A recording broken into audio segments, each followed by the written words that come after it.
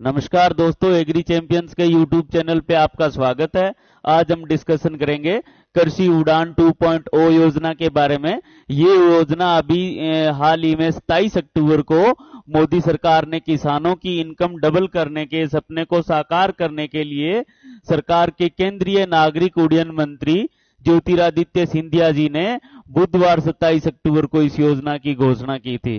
तो इस योजना के बारे में जो इम्पोर्टेंट पॉइंट जो हमारी परीक्षाओं की दृष्टि से है, अभी हाल ही में एनएफएल, एफएसएसएआई और आरएफसीएल जैसी इंपोर्टेंट वैकेंसियां आई हुई है, तो उनकी दृष्टि से भी ये इंपॉर्टेंट है। तो योजना को पढ़ने से पहले आप हमारे चैनल को सब्सक्राइब करें और लाइक करें और बेल आइकन को जरूर प्रेस करें, क्योंकि बाद में आप लोग ये नहीं करते हैं। तो अभी अपने डिस्कशन करेंगे कृषि उड़ान 2.0 योजना के बारे में। तो इस योजना की शुरुआत कब की गई थी? तो सबसे पहला इंपॉर्टेंट पॉइंट अपना ये है, जो एग्जाम की दृष्टि से भी इंपॉर्टेंट है। तो कब की गई थी? तो आप नोट कर लीजिए, बुधवार 27 अक्टूबर 2021। डेट आप याद रखना, 27 अक्टूबर 2021 को इस योजना की शुरुआत की गई।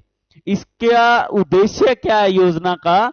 तो कृषि उड़ान 2.0 योजना का उद्देश्य है पहाड़ी क्षेत्रों, पूर्वोत्तर के जो राज्य है उनमें और आदिवासी क्षेत्रों में खराब होने वाले जो पेरिशेबल प्रोडक्ट है उनके परिवहन पर ध्यान केंद्रित करना, कि जो जल्दी प्रोडक्ट खराब हो जाते हैं उनके परिवहन को सुगम बना करके और उनको बड़े बाजारों तक पहुंचाना या बाजारों तक उसको पहुंचाने पे ध्यान केंद्रित किया गया है। देन आगे इसमें योजना को पढ़ने से पहले आपको दो चार इंपॉर्टेंट पॉइंट और बता देते हैं। वो ये है कि इससे पहले जो अपने केंद्रीय मंत्री निर्मला सीतारमण जी है, इन्होंने कृषि उड़ान योजना की शुरुआत कर दी थी और इस योजना की शुरुआत 2020-21 का जो बजट पेश किया था उसमें किया था और अगस्त 2020 में कृषि उड़ान योजना शुरू कर दी थी। और कृषि उड़ान योजना जो थी उसका मुख्य उद्देश्य क्या था? अंतर्राष्ट्रीय और राष्ट्रीय मार्गों पर कृषि उड़ान योजना के तहत कृषि उत्पादों का उचित मूल्य प्रदान किया जाना। तो ये इसका जो मुख्य उद्देश्य था। किसका? जो इससे पहले जो कृषि उड़ान 2.0 योजना है, इससे पहले जो एक योजना आई थी अगस्त 2020 में। कब आई? अगस्त 2020 में। उसका ये उद्देश्य था कि कृषि उत्पादों को उचित मूल्य दिलाना। और आप ये पॉइंट भी नोट कर सकते हैं कि कृषि उड़ान योजना कब आई थी? ये योजना आई थी अगस्त 2020 में। अब यहाँ पे जो कृषि उड़ान 2.0 योजना है, इसके इंपॉर्टेंट पॉइंट क्या है? तो इसका जो इंपॉर्टेंट पॉइंट है कि देश भर के 53 हवाई अड्डों पर मुख्य रूप से 53 हवाई अड्डों पर, उसमें भी मुख्य रूप से पूर्वोत्तर और आदिवासी क्षेत्रों पर ध्यान केंद्रित किया जाएगा। इससे किसान, मालवाहक एयरलाइंस कंपनियों को लाभ होने की संभावना है। किसान को, मालवाहकों को, जो ट्रांसपोर्टर्स है उनको और एयरलाइंस कंपनियों को, सबको लाभ होने की संभावना है। दूसरा, इसमें चुने गए हवाई अड्डों का न केवल घरेलू बाजारों तक पहुंच प्रदान करना है, बल्कि ये जो चुनेंगे 53 हवाई अड्डे हैं, ये अंतर्राष्ट्रीय गेटवे को भी जोड़ेंगे। तो ये ऐसे हवाई अड्डे हैं, जो 53 हवाई अड्डे चूज किए गए हैं, जो अंतर्राष्ट्रीय गेटवे से भी जोड़ेगा किसको? कृषि उत्पाद को, ताकि फॉरेन में भी अगर उसकी सप्लाई देनी पड़े तो वहां से उसको दी जा सकती है। देन आगे इंपॉर्टेंट पॉइंट का है कि कृषि उपज और हवाई परिवहन का बेहतर एकीकरण और अनुकूल माध्यम से उत्पादों का उचित मूल्य प्रदान करना। मतलब जहां पे उत्पाद होते हैं तो वहां से अगर उसको बेहतर सुविधाएं मिल जाए ट्रांसपोर्टेशन की, तो बड़े शहरों में, अन्य विकसित देशों में अगर उस माल की सप्लाई मिले तो किसानों को बेहतर मूल्य मिलेगा। दूसरा, विभिन्न परिस्थितियों में और गतिशील परिस्थितियों में कृषि मूल्य श्रृंखला में स्थिरता और लचीलापन लाने में भी योगदान देगी। मतलब कि अलग अलग परिस्थितियां बनती है और किसी कारणवश से मूल्य में उतार चढ़ाव आते हैं, तो अगर हमारे पास परिवहन की सुविधाएं अच्छी है तो मूल्य स्थिर रहेगा, एकदम से ज्यादा गिरावट नहीं आएगी। या सरकारों का भी ये रहता है कि ज्यादा बढ़ोतरी भी अगर किसी कृषि उत्पाद में हो जाती है तो वो सरकारों के लिए गंभीर विषय बन जाता है, जैसे अपने पास प्याज का एक अच्छा उदाहरण ले सकते हैं।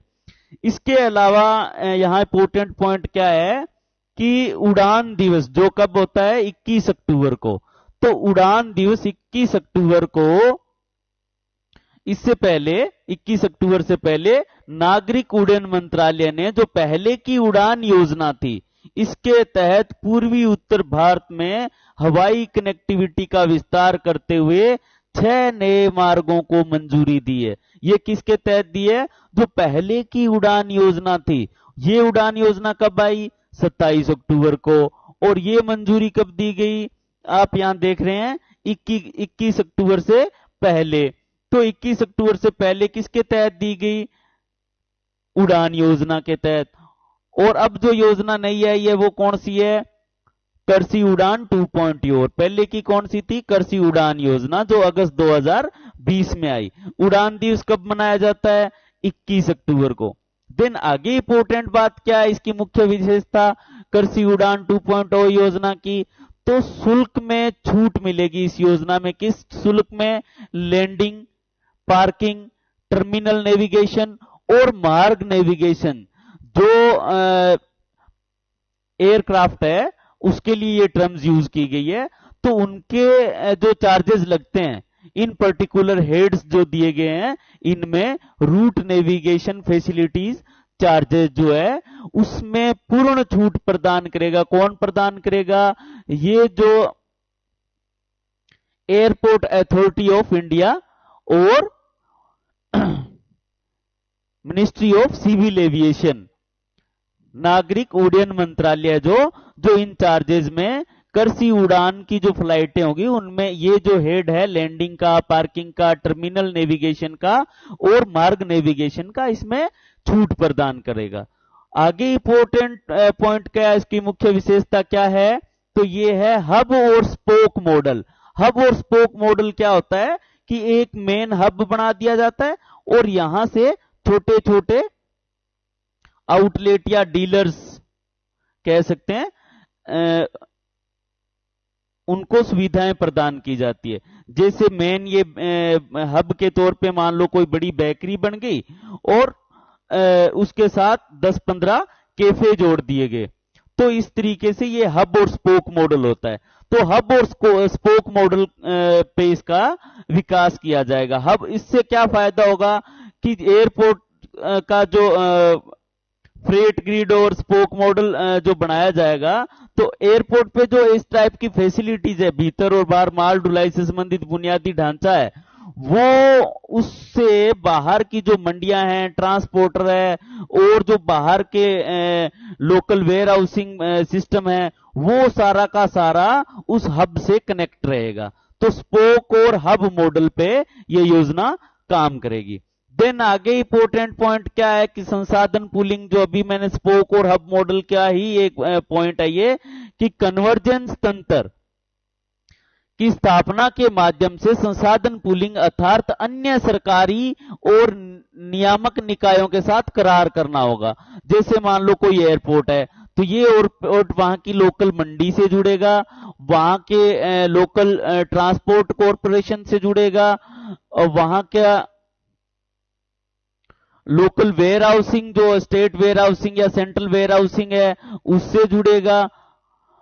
तो इस तरीके से जो सरकारी विभाग है वहां के, उनसे और नियामक निकाय, जैसे कोई कंट्रोलिंग यूनिट है, FSSAI है जैसे फूड की, तो इस तरीके के जो नियामक निकाय है उनसे जुड़ेगा। तो सबका फायदा है। तो ये पुल बना करके इसमें काम करना पड़ेगा। यहां पे एक नई टर्म और है, ई कौशल। ई कौशल क्या है? समग्र कृषि लॉजिस्टिक हेतु कृषि उड़ान। ये एक पोर्टल तैयार किया गया है, ई Kaushal Krishi Udan for sustainable holistic agri logistic नामक एक ऑनलाइन पोर्टल है ये। तो ये क्या करेगा कि उत्पाद के बिक्री और व्यापारियों के लिए एक प्लेटफॉर्म प्रदान करेगा।